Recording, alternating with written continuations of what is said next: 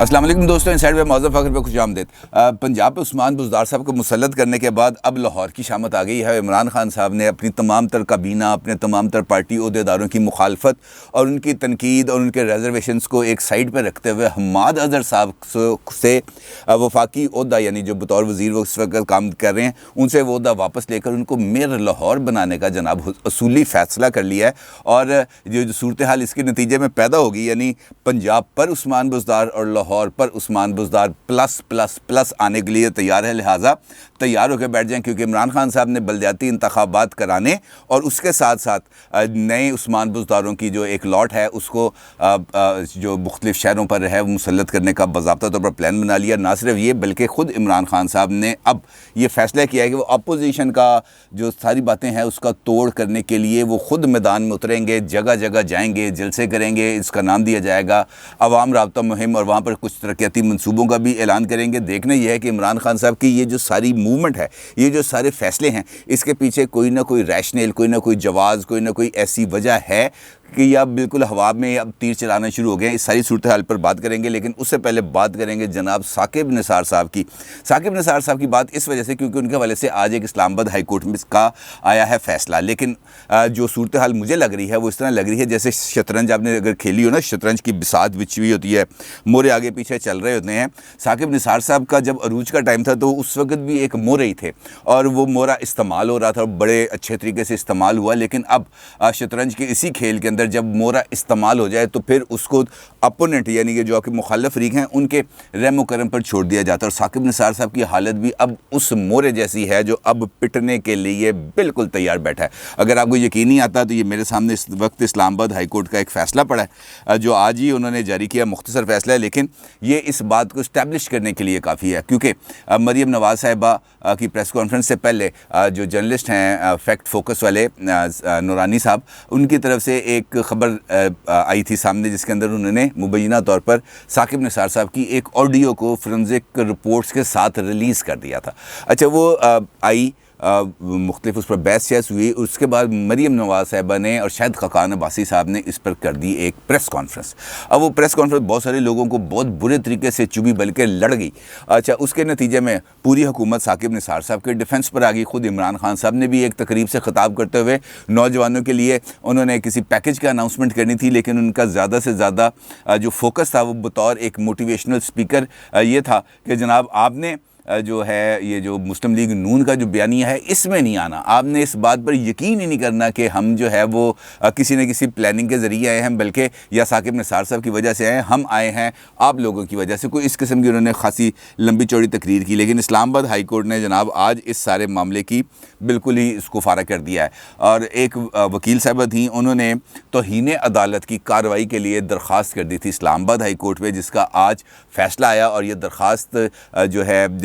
جن شخصیات کے خلاف دی گئی تھی ان میں سے ایک ہیں شاہد خاقان عباسی اور دوسری ہیں مریم نواز، تو آپ اندازہ کر لیں گے درخواست کہاں سے آئی ہوگی۔ اچھا اس درخواست کو ریجیکٹ کرتے ہوئے، اس کو مسترد کرتے ہوئے اسلام آباد ہائی کورٹ کا یہ کہنا تھا کہ جناب یہ جو ریٹائرڈ لوگ ہوتے ہیں نا جی، ریٹائرڈ چاہے وہ چیف جسٹس آف پاکستان ہی کیوں نہ ہو، اس کے خلاف حد تک عزت کا جو دعویٰ ہے، خاص طور پر توہین عدالت کا جو معاملہ ہے وہ چل نہیں سکتا، کیونکہ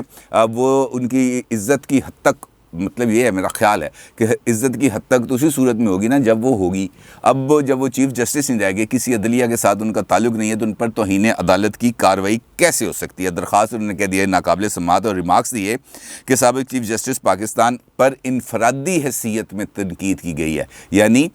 بطور ادارہ جاتی سربراہ کے ان کے اوپر تنقید نہیں کی گئی، یا ان کے اس ایکٹس کے اوپر تنقید نہیں کی گئی، ان پر جو ذاتی حیثیت ہے اس پر تنقید کی گئی ہے، لہٰذا یہ توہین عدالت کا جرم نہیں بنتا۔ مسٹر جسٹس عطر بن اللہ صاحب کا یہ بھی کہنا تھا کہ عدالت ایک فیصلے میں کہہ چکی ہے کہ ججز قانون سے بالاتر نہیں اور جواب دہ ہیں۔ ریٹائرمنٹ کے بعد جج بینچ کا حصہ نہیں رہتے اور ان کا درجہ ایک عام شہری جیسا ہو جاتا ہے، لہٰذا اس سینیریو کے اندر توہین عدالت کی کارروائی نہیں بنتی۔ درخواست گزار کا یہ کہنا تھا کہ جناب آپ کے پاس آلریڈی اسی حوالے سے ایک مقدمہ زیر سماعت ہے جس پر آپ نے جج رانا شمیم صاحب کا جو जो एफिडेविट है उसके ऊपर तौहीन अदालत की कार्रवाई शुरू की हुई और आपने मुख्तलिफ शख्सियात को तौहीन अदालत के नोटिस जारी किए हुए, तो जिस पर मोअज़्ज़ज़ जज अतर बिन अल्लाह साहब का ये कहना था कि जनाब ये मामला और है, वो मामला और है, आप दोनों मामलात को एक तरह से रख कर नहीं दे सकते। और आपका ये जो एक्ट है वो आपने ये जो दरख्वास्त गुजार की है, ये दरख्वास्त से जो आम शहरी है उसका कोई चीज़ इससे मुतासर नहीं होती। हाँ, अलबत्ता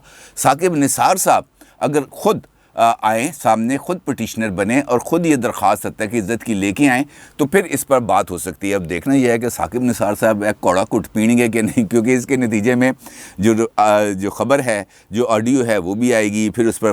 फोरेंसिक रिपोर्ट्स भी आएंगी, फिर फोरेंसिक माहिरीन भी आएंगे, फिर डिस्कशन हो जाएगी और वो जो शतरंज की बिसात पर जो मोरा है फिर बेयारो मददगार खड़ा होगा और उसको किसी तरफ से कोई सपोर्ट एक्सटेंड नहीं की जाएगी। और जब चूँकि सपोर्ट एक्सटेंड नहीं की जाएगी तो फिर उनका सामने आकर इतनी बड़ी लड़ाई लड़ना बनता नहीं। और शायद जो बाजी का पलटना है ना, वो भी इसी को कहते हैं। सियासतदानों के पास बाजी पलटने के लिए बहुत ज़्यादा टाइम होता है और वो इंतज़ार कर सकते हैं अपने वक्त का, क्योंकि सियासत के अंदर टाइमिंग बहुत ज़्यादा इंपॉर्टेंट होती है। लेकिन वो तमाम लोग जो एग्जेक्टिव ओहदों पर होते हैं या वो तमाम लोग जो टाइम बाउंड रह के अपनी ज़िम्मेदारियाँ, अपने फ़राइज़ अंजाम देते हैं, वो अगर किसी जगह पर किसी भी तरीके से उनको मैनिपुलेट कर लिया जाए या वो कॉम्प्रोमाइज़ सिचुएशन में आ जाएं, तो ऐसी सिचुएशन से बाहर निकलने के लिए उनके पास सिर्फ वही वक्त होता है जिस वक्त तक वो अपने ओहदे पर मौजूद रहते हैं। लेकिन जैसे ही वो बाहर निकलते हैं वो कॉम्प्रोमाइज्ड सिचुएशन उनके ऊपर से ख़त्म हो जाती है और फिर वो हालात के रहम करम पर चले जाते हैं। साकिब निसार साहब का भी यही मामला है, क्योंकि जब वो अपने ओहदे पर मौजूद थे, डैम फंड और डैम बनाने के लिए अपने 23 ख़ानदान के अफराद के साथ मुल्क घूमते रहे, डैम भी ना बन पाया, लेकिन अब पाकिस्तान के अवाम को इंसाफ भी ना मिल सका और इंसाफ की सिचुएशन जिस तरीके से कंप्रोमाइज़ हुई वो भी हमारे सामने है। अब चूँकि वो सारे हालात, वो सारी उम्मीदें, वो सारे जो सूरत हाल थी वो दम तोड़ चुकी है और टाइमिंग के हवाले से भी उनके पास अब उसका कंट्रोल नहीं रह चुका। अब इसको अगर मैं आसान अल्फाज में कहूँ तो ऐसे ही लगता है जैसे अब दौड़ लगने का टाइम आ गया है साकिब निसार साहब को। देखते ही हैं कि उनकी दौड़ कहाँ तक पहुँचती है और कैसे पहुँचती है। तारीख़ के अंदर अगर हम देखते हैं तो उन लोगों के साथ तारीख़ ने कभी भी अच्छा सलूक नहीं किया जो कंप्रोमाइज्ड सिचुएशन में आके फ़ैसले करते हैं। कुछ लोगों ने नज़रिया ज़रूरत ईजाद किया था, लेकिन नज़रिया ज़रूरत से उनके कब्र में पहुंचने के बाद भी ना उनकी जान छूटी उस नज़रिया ज़रूरत डॉक्ट्रिन से, ना हमारी जान छूटी। जब भी हम देखते हैं हमें लॉ ऑफ नेसेसिटी को ये अप्लाई कर देते हैं हम पाकिस्तान के अंदर, जब हमने ताकतवरों के ऊपर इंसाफ को लागू करना होता है। और यही वजह है कि इस वक्त जो सूरत हाल है, चाहे वो हुकूमत है चाहे वो जुडिशरी है, ये जो इदारों की आपस के अंदर ये जो रिलेशनशिप थी ना, ये ऐसा आपने याद है लाहौर के अंदर जब पतंगबाजी होती थी तो छतों के ऊपर बहुत ज़्यादा, तो बहुत सारी डोरें जब इकट्ठी हो जाती थी तो गुंजल पड़ जाते थे उनमें ना, वो आपस में उलझ जाती थी अजीबो गरीब तरीके से, तो वो सुलझती नहीं थी। अब अगर हम देखें तो पाकिस्तान की इस्टेब्लिशमेंट और पाकिस्तान की इस्टेब्लिशमेंट की मदद करने वाले इदारों के दरमियान जो ताल्लुक़ है वो भी उसके दरमियान भी पड़ गए हैं गुंजल, वो आपस में उलझ गई हैं बहुत बुरे तरीके से। और अब उनको सुलझाने का ना खुद इस्टेब्लिशमेंट के पास कोई रास्ता है और ना ही इन इदारों के पास कोई रास्ता है कि वो किस तरीके से ये जो उलझाव है इसको सुलझाएं और आगे की तरफ बढ़ें। अब यहाँ पर आ चुका है डेडलॉक, और इस डेडलॉक से बाहर निकलने का रास्ता मेरा ख्याल है किसी तरफ नहीं। बातें तो बहुत हो रही हैं, कुछ ऑप्शंस पर वर्कआउट भी किया जा रहा है, कुछ तजावीज़ हैं वो उसको शेयर भी किया जा रहा है पॉलिटिकल पार्टीज़ के साथ, लेकिन जो पायदार और काबिल अमल रास्ता है वो शायद अभी तक नहीं मिल रहा है। इस्लामाबाद के अंदर जो राहदारियाँ हैं जिन्हें हम इक़्तिदार की ताकत की राहदारियाँ कहते हैं, जो ड्राइंग रूम्स हैं, वहाँ पर इस हवाले से सरगोशियाँ तो हो रही हैं, लेकिन जो बातचीत है वो हतमी नतीजे तक नहीं पहुँची। और जब तक वो हतमी नतीजे तक नहीं पहुँचेगी, साकिब निसार साहब जैसे जो मोरे हैं वो ऐसे ही पिटते चले जाएंगे। और जैसे जैसे हम कहते हैं ना, वो एक बड़ा एक अफसानवी सी बात है कि वो जब ख़ज़ां आती है तो दरख्त से पत्ते झड़ते हैं, वो पत्ते जो दरख्त पर लगे हमें बहुत अच्छे लगते हैं, लेकिन जब ख़ज़ां आती है, हवा चलती है, तो वही पत्ते यूँ इधर उधर उड़ रहे होते हैं, उनको कोई संभालने वाला, उनको कोई टेक केयर करने वाला नहीं होता। आखिरकार वो किसी न किसी के पैर के नीचे आकर कुछ चले जाते हैं। सबक है ये, लेकिन देखते हैं इससे सबक कौन सीखेगा। खैर, बात करते हैं इमरान खान साहब की ज़ेर सदारत होने वाले एक इजलास की, और ये पॉलिटिकल कमेटी का इजलास है। आजकल इमरान खान साहब पॉलिटिकल कमेटी, कोर कमेटी के ये जो इजलास है ना, ये बहुत ज़्यादा खेल रहे हैं। मामला ये था کہ آج سے 3-4 دن پہلے آپ کو یاد ہے ایک مرتبہ پہلے بھی آج سے 4 دن پہلے ایک پولیٹیکل کمیٹی کا اجلاس ہوا تھا. وہاں پہ انہوں نے گورنر صاحب کو بھی بلایا تھا پنجاب کے اور چیف منسٹر پنجاب, ان دونوں کو بلایا تھا. معاملہ تھا پنجاب کے اندر بلدیاتی الیکشنز کرانے کا. وہاں پر جو پی ٹی آئی کی جو پنجاب کی قیادت تھی اور جو ان کی کور کمیٹی کی قیادت تھی, انہوں نے عمران خان صاحب کو مشورہ دیا کہ بھائی اس وقت وہ حالات نہیں ہیں, مہنگائی نے لوگوں کا کچومر نکال دیا ہے اور ان حالات میں ترقیاتی کام ہم نے ٹکے کے نہیں کیے, لوگوں کو ریلیف ہم نے ٹکے کا فراہم نہیں کیا اور مہنگائی سے مار مار کے ہم نے لوگوں کو دھواں کر دیا ہے. اس صورتحال میں اگر ہم بلدیاتی انتخابات کی طرف جائیں گے تو اس کا نتیجہ میں آپ کو پہلے ہی بتا دیتا ہوں, اس کا نتیجہ آئے گا صفر, بہت بڑا صفر. ہم بہت برے طریقے سے ہمارے جو امیدوار ہیں وہ پٹ جائیں گے. لہٰذا ہمیں یہ والے کام کو کسی نہ کسی طریقے سے لٹکا دینا چاہیے. لیکن عمران خان صاحب نہیں مانے. انہوں نے ان تمام جو افراد ہیں ان کی رائے کو سیٹ اسائڈ کرتے ہوئے انہوں نے کہا جناب ہم نے بلدیاتی انتخابات کرانے ہیں اور وہ بھی ہر حال میں کرانے ہیں. ان سے کہا گیا جناب مہم کون چلائے گا؟ انہوں نے کہا جی میں, آپ کا خاکسار, آپ کا بھائی یہ چلائے گا کیمپین. یعنی عمران خان صاحب نے یہ کہا کہ جناب میں خود عوام رابطہ مہم کروں گا اور پنجاب کے اندر خاص طور پر جو 5-6 بڑے شہر ہیں وہاں پر بڑے بڑے جلسے کروں گا اور ان جلسوں سے نہ صرف خطاب کروں گا بلکہ ان کے ذریعے جو ہمارے امیدوار ہیں وہ بھی موٹیویٹ ہوں گے اور ہم اپنا جو ورکرز نیٹ ورک ہے اس کو بھی موبلائز کر سکیں گے. لہٰذا اس سارے معاملے کو لیڈ میں کروں گا. اور ساتھ ساتھ انہوں نے پنجاب کی قیادت کو کہا ہے پی ٹی آئی کی کہ جناب اچھے پوٹینشل امیدواروں کو تلاش کریں. اب آپ خود سوچیں کہ ان حالات میں جہاں پر لوگ یہاں تک مہنگائی کی دلدل میں دھنس چکے ہیں, کون بندہ آئے گا جو پی ٹی آئی کے لیے پوٹینشل کینڈیڈیٹ بھی بنے گا اور ان کو سیٹ نکال کے دے گا؟ ہوگا تو بڑا مشکل کام. لیکن دیکھتے ہیں عمران خان صاحب اس ساری صورتحال سے کیسے نکلتے ہیں. خیر,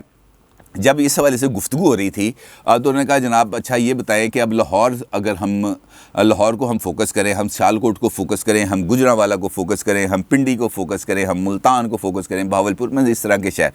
تو اس کے اندر ہمارے کیا صورتحال بنتی ہے اور لاہور کے اندر ہمارا پوٹینشیل کینڈیڈیٹ کیا ہوگا؟ تو اس پر جو مختلف لوگوں نے مختلف رائے دی. کس نے کہا کہ جناب آپ اعجاز چودھری صاحب کو کنسیڈر کر سکتے ہیں, کسی نے دوسرے لوگوں کا نام دیا اور ان تمام لوگوں کا نام دیا جو اگر ہم دیکھیں تو انتخابی سیاست کے اندر اتنے زیادہ نہیں ہیں, ووٹ لینے والی شخصیات نہیں ہیں. تو جس پر عمران خان صاحب نے کہا کہ نہیں, ہمیں لاہور کے اندر ایک ایسا بندہ چاہیے جو ایک خاص قسم کا مومنٹم بھی رکھتا ہو اور لوگوں کے اندر اس کی مقبولیت بھی ہو. اور انہوں نے کہا کہ جناب میاں اظہر صاحب کی لاہور کے اندر ہے بہت زیادہ مقبولیت اور ان کا بطور گورنر اور بطور سابق لارڈ میئر لاہور کے اندر ان کی یادیں بڑی وابستہ ہیں اور ان کی برادری بھی بہت زیادہ اسٹرانگ ہے. لہٰذا ہمیں چاہیے کہ ہم حماد اظہر صاحب کو بنا دیں لارڈ میئر لاہور کا اور پھر ان سے ہم وزارت واپس لے لیں گے. ان سے کہیں گے جناب آپ لاہور چلائیں, نہ صرف لاہور چلائیں بلکہ پارٹی بھی چلائیں. تو میں یہ سوچ رہا تھا جب یہ اطلاع مجھ تک پہنچی, میں نے کہا یار وہ اسی طریقے سے لاہور چلائیں گے جیسے عثمان بزدار صاحب اپنے وہ پنجاب چلا رہے ہیں. کیونکہ جس طریقے سے ابھی کل ایک دن کے اندر وزیر توانائی کی موجودگی کے اندر لاہور میں یا پورے پنجاب کے اندر بلکہ پاکستان کے اندر جس طریقے سے لوگوں کا لائنوں کے اندر لگ کے کچومر نکلا, پیٹرول کی ایک ایک بوند کو لوگ ترس گئے, وہ اگر بن گئے تو عثمان بزدار سپر پلس ہی لاہور کے اندر انہوں نے بنانے کا فیصلہ کیا. اس کے ساتھ ساتھ جناب سیالکوٹ ضلع کونسل کے چیئرمین کے لیے سلیم بریار صاحب جو بھی ریسنٹلی الیکشن جیتے ہیں, جنہوں نے کاف لیگ چھوڑ کے پی ٹی آئی کو جوائن کیا ہے, وہ ہوں گے. اور سیالکوٹ سٹی کے لیے عمر ڈار کے نام کو انہوں نے کہا ہے جی فائنل. اور چودھری برادران کے مطالبے پر گجرات کو جو ہے وہ میٹروپولیٹن کارپوریشن کا درجہ دے دیا گیا ہے. گجرات, منڈی بہاؤدین اور بہاولپور کے اندر جو اضلاع ہیں یہ تمام کے تمام دے دیے گئے ہیں جناب کاف لیگ کو. اس کے اندر کون ہوگا, کون چیئرمین بنے گا, کون ضلعی ناظم بنے گا, اس کا فیصلہ کیا جائے گا کاف لیگ کی طرف سے. اس کے اندر پی ٹی آئی مداخلت نہیں کرے گی اور اس کے بعد اب کاف لیگ بڑا زور لگائے گی اور آ کر عمران خان صاحب کے لیے جو نیا بلدیاتی نظام بن رہا ہے اس کے لیے ووٹ کرے گی. اب یہاں پر جو صورتحال ہے کافی زیادہ گمبھیر ہے. گمبھیر اس وجہ سے کہ جو پولیٹیکل تناؤ ہے اس وقت ہر جگہ پر وہ ہمیں نظر آ رہا ہے. ایسی صورتحال کے اندر پنجاب کے اندر اگر بلدیاتی انتخابات ہوتے ہیں اور ان بلدیاتی انتخابات کے نتیجے میں پی ٹی آئی پٹ جاتی ہے, دو ہی آپشنز ہوتے ہیں نا, الیکشن لڑیں گے یا تو آپ جیت جائیں گے یا آپ ہار جائیں گے. اگر جیت جائیں گے تو بلے بلے اور پھر اگلے الیکشن کی تیاری شروع ہو جائے گی. لیکن اگر آپ ہار جاتے ہیں آپ اپنے بیس کیمپ کے اندر یعنی پنجاب سے ووٹ لے کے آپ مرکز میں گئے ہیں نا, پنجاب میں آپ ہار جاتے ہیں تو اس کے بعد پی ٹی آئی کا کیا سینیریو بنے گا. عمران خان صاحب میرا خیال ہے کہ شاید ابھی تک بہت اونچی ہواؤں میں ہیں, ان کو بھی زمینی صورتحال کا ادراک نہیں ہے, یا شاید وہ سمجھنا نہیں چاہتے کہ انہوں نے اپنی پی ٹی آئی کو, اپنی ہی جماعت کو بلدیاتی انتخابات اور وہ بھی پنجاب میں کرنے کے بعد انہوں نے ان کو ایک ایسے جگہ پر لا کے چھوڑ دیا جہاں سے ان کے لیے آگے جانا اور پیچھے ہٹنا دونوں بڑے مشکل ہیں. لیکن اگر پی ٹی آئی جیت جاتی ہے خاص طور پر لاہور میں, تو میں قبل از وقت ہی لاہور پر عثمان بزدار سپر پلس کی آمد پر مبارکباد دیتا ہوں. اپنی رائے کا ضرور اظہار کیجیے گا. آپ کا بہت شکریہ. اللہ حافظ.